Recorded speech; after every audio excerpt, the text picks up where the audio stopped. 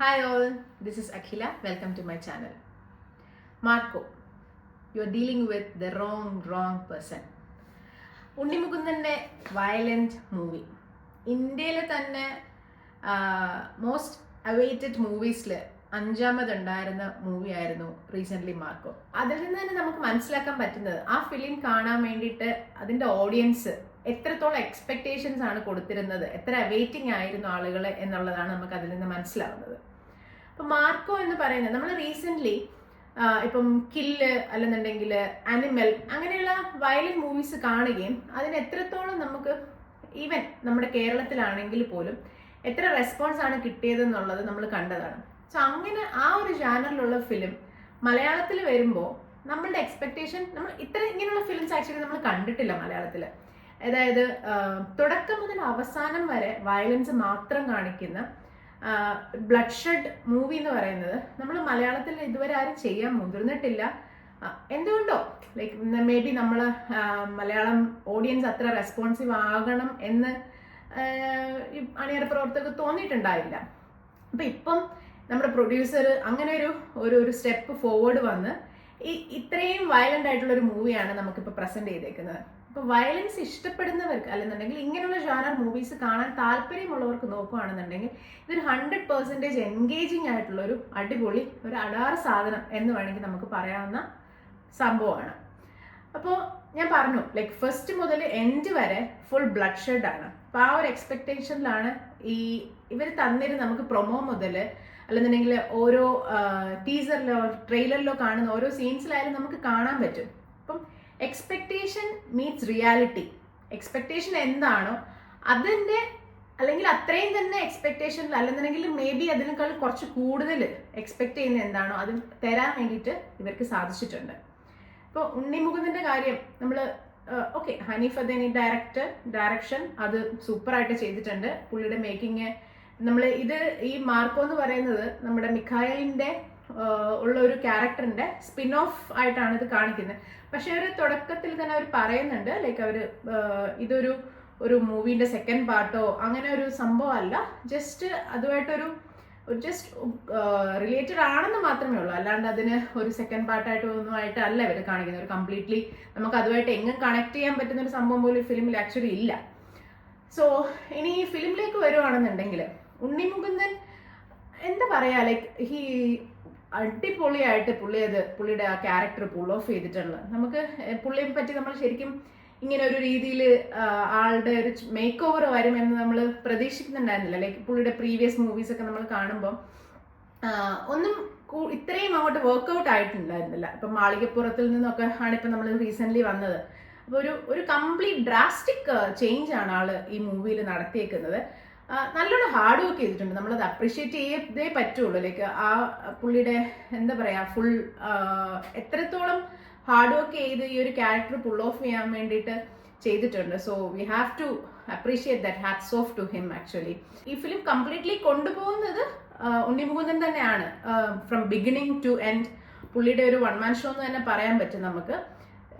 പുള്ളിയുടെ സ്വാഗ്, പുള്ളിയുടെ mannerisms, voice modulations, actually dialogues ഒക്കെ ഇതിൽ കമ്പാരിറ്റീവ്ലി കുറവാണ്. നമ്മളിപ്പം സലാറിലൊക്കെ കണ്ടതുപോലെ ഡയലോഗ്സ് പൊതുവേ കുറവാണ്. ബിക്കോസ് ഇത് കൂടുതലും ആക്ഷൻ ഓറിയന്റഡ് ആണ്, വയലൻസ് ഓറിയന്റഡ് ആണ്.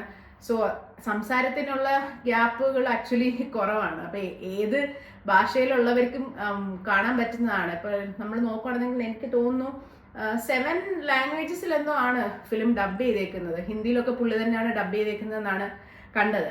സോ അത് തന്നെ പുള്ളി എത്ര എഫേർട്ട് ഇട്ടതിൻ്റെ ഒരു ഇതാണ് നമുക്ക് കാണാൻ പറ്റുന്നത്. അപ്പൊ നമുക്ക് മലയാളത്തിൽ നിന്ന് ഇങ്ങനെ ഒരു മൂവി വരിക എന്ന് പറയുന്നത് it's something good for us. നമുക്ക് നമ്മുടെ മൂവി ഒരു പാൻ ഇന്ത്യൻ റീച്ച് അല്ലെന്നുണ്ടെങ്കിൽ മറ്റുള്ള ഭാഷകളിലേക്കൊക്കെ എത്ര റീച്ച് ആവുക എന്ന് പറയുന്നത് നമുക്ക് അഭിമാനിക്കാൻ പറ്റുന്ന ഒരു കാര്യമാണ്. പിന്നെ നമുക്ക് പറയാനുള്ളത് അതിന്റെ കൂടെ ഇതിൽ അഭിനയിച്ചേക്കുന്ന മറ്റുള്ള ആക്ടേഴ്സ്, ഇത് എടുത്തു പറയേണ്ടത് 2-3-4 പേരുണ്ട്. എല്ലാവരും അവരുടെ ചെറിയ റോൾസ് ചെയ്തവർ പോലും നല്ലോണം ചെയ്തിട്ടുണ്ട്. എടുത്തു പറയേണ്ട കുറച്ച് പേരെന്ന് വെച്ച് കഴിഞ്ഞാൽ ഒബ്വിയസ്ലി ജഗദീഷും സിദ്ദിഖും. രണ്ടുപേരെ പറ്റി നമുക്ക് കൂടുതൽ പറയേണ്ട കാര്യമില്ല. ബിക്കോസ് ബോത്ത് ആർ എന്താ പറയുക നമ്മൾ എത്ര വർഷങ്ങളായിട്ട് എസ്റ്റാബ്ലിഷ്ഡ് ആയിട്ടുള്ള ആളുകളാണ്. സോ സിദ്ദിഖ് ആസ് യൂഷ്വൽ സൂപ്പറായിട്ട് ചെയ്തിട്ടുണ്ട്. ജഗദീഷിന് പിന്നെ നമുക്ക് അറിയാം ഇപ്പൊ റീസെന്റ് പുള്ളി ചെയ്യുന്ന ക്യാരക്ടേഴ്സ് ഒക്കെ എന്ന് പറഞ്ഞു കഴിഞ്ഞാൽ ഒരു ഒരു ഡിഫറെൻറ്റ് ജാനർ ആണല്ലോ, ഒരു ഡാർക്ക് ഷെയ്ഡ് വരുന്നത്, ഒരു വില്ലൻ ക്യാരക്ടേഴ്സ്, അല്ലാന്നുണ്ടെങ്കിൽ നമ്മൾ കണ്ടിട്ടില്ലാത്ത ടൈപ്പ് ക്യാരക്ടേഴ്സ്. പണ്ടൊന്നും നമ്മൾ അപ്പുക്കുട്ടനൊക്കെ കണ്ട് എത്ര ചിരിച്ചേക്കുന്നത്, അങ്ങനെയുള്ളതിൽ നിന്നൊക്കെ കംപ്ലീറ്റ് മാറിയിട്ട്. പക്ഷെ സത്യം പറയല്ലേ, എനിക്കിപ്പോഴും പുള്ളിയുടെ ആ ഒരു പഴയ ക്യാരക്ടേഴ്സും സംഭവങ്ങളും ഒക്കെ ഭയങ്കര ഇഷ്ടമാണ്. പഴയ മൂവീസിലെ ജഗദീഷിനൊക്കെ നമുക്ക് ഒരു വേറൊരു ഗ്രേസ് ആണ്. ബട്ട് സ്റ്റിൽ ഇപ്പോൾ ആൾ ചെയ്യുന്ന ക്യാരക്ടേഴ്സൊക്കെ നല്ല നല്ല പുള്ളിക്ക് ഇത്രയും കഴിവുകൾ അല്ലെ പുൾ ഓഫ് ചെയ്യാൻ പറ്റുന്ന ക്യാരക്ടേഴ്സ് നേരത്തെയും പുള്ളിക്ക് കിട്ടിയിട്ടില്ല. അപ്പം ഇപ്പം അത് യൂസ് ചെയ്യാൻ പറ്റുന്ന ഇറ്റ്സ് സംതിങ് ഗുഡ്. അപ്പോൾ ആള് ആസ് യൂഷ്വൽ സൂപ്പറായിട്ട് ചെയ്തിട്ടുണ്ട്.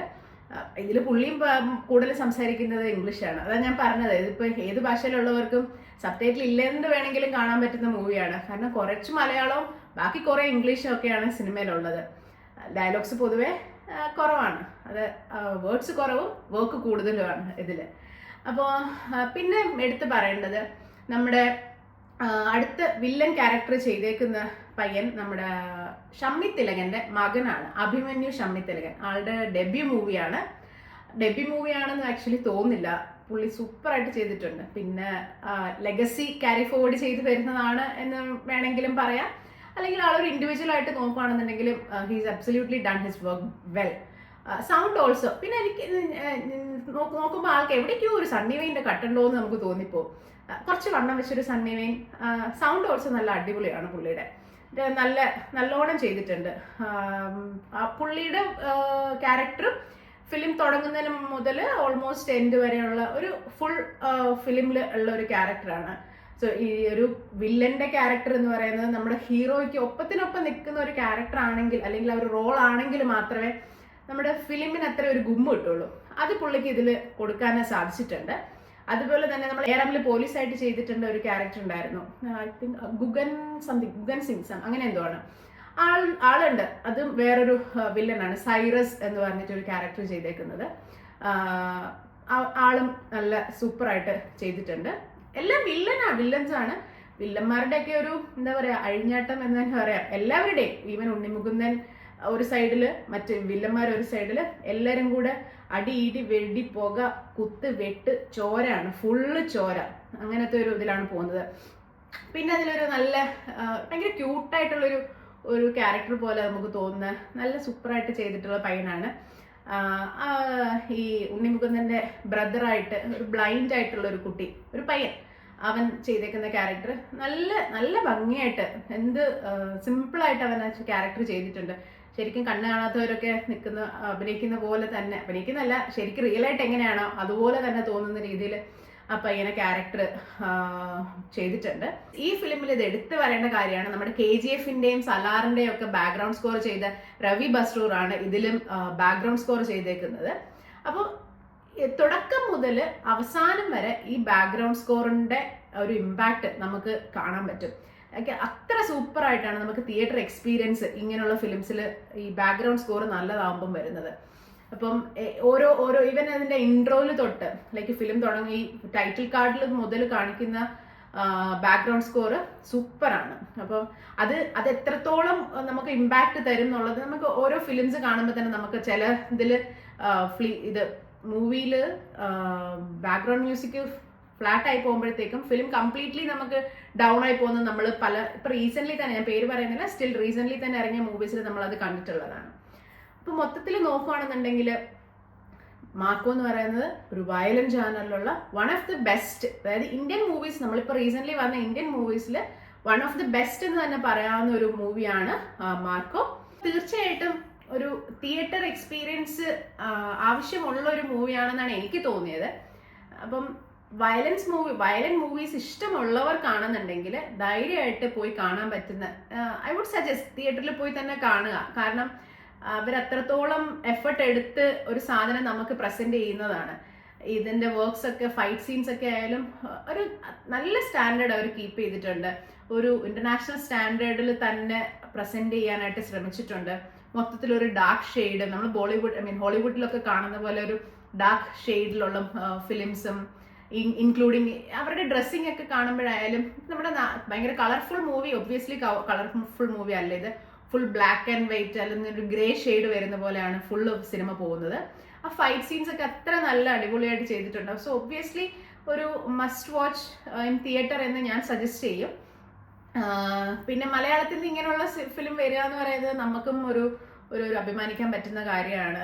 ഇപ്പം നമ്മൾ മറ്റുള്ള സിനിമകൾക്ക് പുറത്തുനിന്ന് വരുന്ന മറ്റു ഭാഷകളിൽ നിന്ന് വരുന്ന സിനിമകൾക്ക് നമ്മൾ എത്രത്തോളം ഇമ്പോർട്ടൻസ് ഇങ്ങനെയുള്ള ഇത് വരുമ്പോൾ കാണുന്നു എന്നുള്ളത് നമ്മളുടെ സൈഡിൽ നിന്ന് അങ്ങനെ നേരത്തെ ഫിലിംസ് ഇങ്ങനെയുള്ളത് ഉണ്ടായിട്ടില്ല എന്നുള്ളത് കൊണ്ടാണ് നമ്മൾ മറ്റുള്ള സിനിമകൾ അത് കാണുമ്പം വാവ് അല്ലെന്നുണ്ടെങ്കിൽ നമുക്ക് അത്ര എൻഗേജിങ് എക്സൈറ്റിംഗ് ആയിട്ട് നമുക്ക് തോന്നുന്നത്. അപ്പം നമ്മുടെ സൈഡിൽ നിന്ന് അങ്ങനെ ഒരു ഫിലിം വരുന്നത് സംതിങ് ഗുഡ് നോ.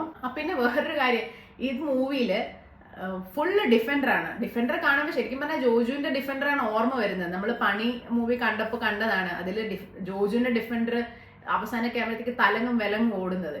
ഇത് ഡിഫൻഡറിന്റെ അയ്യൊരു കളിയാണ്. ഫുള്ള് ഡിഫൻഡർ, വില്ലന്മാർക്ക് ഡിഫൻഡർ, നായകന് ഡിഫൻഡർ, കംപ്ലീറ്റ് ഡിഫൻഡർ ആണ്. എത്ര ഡിഫൻഡറാണ് അങ്ങോട്ടും ഇങ്ങോട്ടും പോകുന്നത് കാണാൻ. പക്ഷെ അടിപൊളിയാണ് ഡിഫൻഡർ. പിന്നെ വേറൊരു കാര്യമുണ്ട്, ഇത് ഓൾറെഡി പറഞ്ഞിട്ടുണ്ട്, ലൈക്ക് 18+ ആണ്. സോ കുട്ടികൾക്കൊന്നും പോയി കാണാൻ പറ്റുന്ന ഫിലിം അല്ല അത്. ഇറ്റ്സ് നോട്ട്, നമുക്ക് സജസ്റ്റ് ചെയ്യാൻ പോലും പറ്റില്ല. അത് പറഞ്ഞല്ലോ കംപ്ലീറ്റ് വയലന്റ് മൂവിയാണ്. സോ കുട്ടികളെ ഒന്നും കൊണ്ടുപോകാണ്ടിരിക്കുക. ഫാമിലി മൂവി എന്നൊന്നും പറയാൻ പറ്റില്ലല്ലോ. അപ്പോൾ വയലൻസ് ഇഷ്ടപ്പെടുന്നവർക്ക് കാണാൻ പറ്റും. അതിപ്പം ഫാമിലി ആയിട്ട് പോകുന്ന വയലൻസ് ഇഷ്ടമുള്ള ഫാമിലി ആണെങ്കിൽ പോയി കാണാം, ദാറ്റ്സ് ഇറ്റ്. പക്ഷെ കുട്ടികൾക്ക് പറ്റില്ല. എല്ലാവരും ഭയങ്കര എൻഗേജിങ് ആയിട്ടാണ് മൂവി കണ്ടത്. ഇപ്പോൾ എന്താ പറയുക, ഓരോ ഡയലോഗ്സ് വളരെ ചുരുക്കമാണെന്ന് ഞാൻ നേരത്തെ പറഞ്ഞു. പക്ഷെങ്കിൽ ചില ഡയലോഗ്സിന് ഭയങ്കര കൈയിടി ബഹളം അങ്ങനെയായിരുന്നു. ചില സീൻസ് വരുമ്പോഴത്തേക്കും നമുക്കൊരു സാറ്റിസ്ഫാക്ഷൻ കിട്ടുന്ന ഒരു സംഭവം ഉണ്ടല്ലോ, അങ്ങനെ ഒരു ഇത്. അപ്പൊ എല്ലാവരും അത്ര എൻഗേജിങ് ആയിട്ട് നല്ല ഇതായിട്ടാണ് മൂവി കണ്ടത്. പിന്നെ ഒരു കാര്യം എന്ന് വെച്ച് കഴിഞ്ഞാൽ നമ്മുടെ മലയാളം ഫിലിംസിന് ആക്ച്വലി മറ്റുള്ള ഇപ്പം ഇവിടെ ഇപ്പോൾ അറബ് ലോക്കൽസ് ഒക്കെ വരുന്നത് വളരെ കുറവാണ്. അപ്പൊ ഇന്നലെ പോയപ്പം 2-3 ഫാമിലി ആക്ച്വലി അവരുണ്ടായിരുന്നു. അപ്പൊ അങ്ങനെ മറ്റുള്ള ഒരു രാജ്യത്തേക്കും കൂടി നമ്മുടെ ഫിലിം റീച്ച് ആവുക എന്ന് പറയുന്നത് വളരെ നല്ലൊരു കാര്യമല്ലേ. എല്ലാ ഓഡിയൻസിനും പറ്റുന്ന മൂവീസ് വരിക എന്ന് പറയുന്നത്. നമ്മൾ ഒബ്വിയസ്ലി വയലൻസിനെ അല്ല ഇത് പ്രൊമോട്ട് ചെയ്യുന്നത്, ബട്ട് സ്റ്റിൽ അങ്ങനെയുള്ള മൂവീസ് കാണാൻ ഇഷ്ടമുള്ളവർക്ക് നല്ലൊരു എക്സ്പീരിയൻസ് ആണ്. അപ്പം നമ്മൾ എന്തായാലും ഈ ഡയറക്ടർക്കും പ്രൊഡ്യൂസർക്കും ഇതിൻ്റെ എല്ലാ ക്രൂവിനും താങ്ക് യു, ഇങ്ങനെ ഒരു മൂവി നമുക്ക് പ്രസൻറ്റ് ചെയ്തതിന്. It is an amazing work. So thank you so much for that. So in signing off, ഇനി ഒരു റിവ്യൂ ആയിട്ട് കാണാം. Thank you, by.